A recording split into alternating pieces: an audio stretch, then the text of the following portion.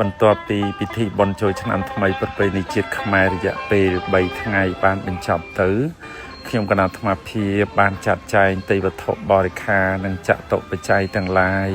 ដែលកើតឡើងដោយសារសទ្ធាជ្រះថ្លារបស់ញាតិញោមបរិស័ទចិត្តឆ្ងាយលោកបានជួយមកហើយបានប្រគេនដើម្បីបានជាកុសលផលបុណ្យបន្តទៀតនៅក្នុងនោះបច្ច័យនិងសម្ភារៈមួយចំនួនធំគឺសម្រាប់ប្រគេនព្រះសង្ឃហើយនឹងទុកដាក់នៅក្នុងទីអារាមនេះតែម្ដងមួយចំណែកទៀតគឺជូនទៅដល់លោកចាស់ព្រឹទ្ធាចារ្យលោកតាចារ្យគណៈកម្មការជាង20រូបដែលលោកបានចំណាយកម្លាំងនិងពេលវេលាខ្វល់ខ្វាយក្នុងកិច្ចការងារជាកុសលផលបុណ្យនៅក្នុងវត្តនេះក៏មួយចំណែកទៀតគឺជូនដល់លោកគ្រូអ្នកគ្រូនៃសាលាបឋមសិក្សាវត្តសេរីសាគរដូនស្ដើងដែលលោកបានខំប្រឹងប្រែងបង្ហាត់បង្រៀនសិស្សានុសិស្សកូនអ្នកស្រុកអ្នកភូមិនៅមូលដ្ឋានជុំវិញវត្តនេះឲ្យបានចំណេះចេះដឹងក៏មួយចំណែកទៀតគឺជូនទៅដល់លោកយាយអ្នកមីងបងស្រីទាំងឡាយដែលលោកខ្វល់ខ្វាយជួយសម្អាតចានឆ្នាំងអនាម័យឲ្យស្អាតនៅក្នុងពិធីបុណ្យនេះបបោសច្រាស់ជូតសាលាពហិជាដើមចំបានមួយចំណែកទៀតគឺជូនដល់បងកងសន្តិសុខពជាការពារដែលលោកបានជួយការពាររក្សាសន្តិសុខនៅក្នុងកម្មវិធីបុណ្យរយៈពេល3ថ្ងៃនេះតាំងពីថ្ងៃទី1រហូតដល់ថ្ងៃឆ្លងគឺមានសន្តិសុខល្អប្រសើរសម្រាប់បរិស័ទដែលអញ្ជើញមកធ្វើបុណ្យ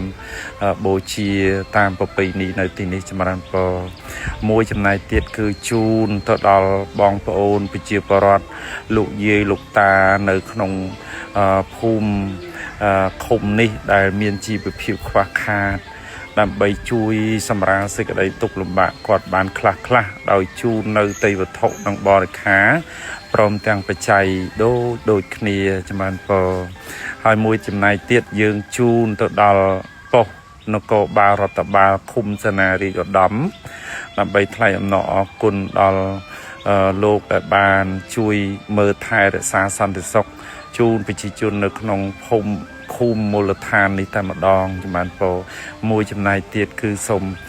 ជូនទៅដល់មណ្ឌលសុខភាពឃុំសេនារាជឧត្តមអរគុណដល់លោកគ្រូអ្នកគ្រូពេទ្យទាំងឡាយដែលបានចំណាយពេលវេលាជួយព្យាបាលជំងឺប្រជាជននៅក្នុងមូលដ្ឋាននេះក៏មួយចំណែកទៀតគឺជូនចំពោះអនុសាខាកក្បាលក្រហមស្រុកប្រស្ដេចរួមជាមួយនឹងព្រះអង្គចៅអធិការវត្តម៉ាំងសាលាព្រះអង្គចៅអធិការវត្តសមរិទ្ធលក្ខព្រមទាំងលោកអាចារ្យគណៈកម្មការជូននៅសម្ភារៈនិងថវិកាដើម្បីលោកបានឱកាសធ្វើកម្លាំងមនុស្សធម៌កិច្ចការមនុស្សធម៌ដល់បងប្អូនដែលជួបហានិភ័យផ្សេងដូចជាភ្លើងឆេះផ្ទះជាដើមជូនដល់ផ្នែកសឹករងស្រុកប្រស្ដេចដែលជាសមរភូមិក្រោយដល់បងកងទ័ពរបស់យើងហើយនឹងមួយចំណែកទៀតខ្ញុំគណៈអាត្មាភាពនឹងរៀបចំលេខពេលវេលាដើម្បីយកសម្ភារៈនិងថវិកានេះទៅជូនដល់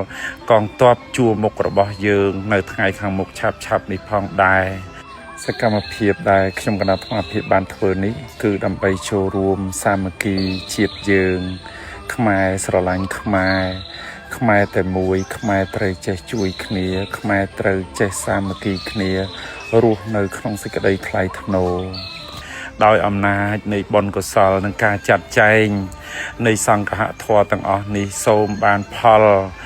សេចក្តីសុខចម្រើនកើតមានដល់ព្រះរាជាណាចក្រកម្ពុជារបស់យើងហើយសូមញាតិញោមដែលបានអញ្ជើញមកព្រមទាំងញាតិញោមដែលបានទស្សនាវីដេអូនេះក៏សូមទទួលបុណ្យកុសលមួយចំណែកគ្រប់គ្នាសូមសម្រេចបាននូវសេចក្តីសុខ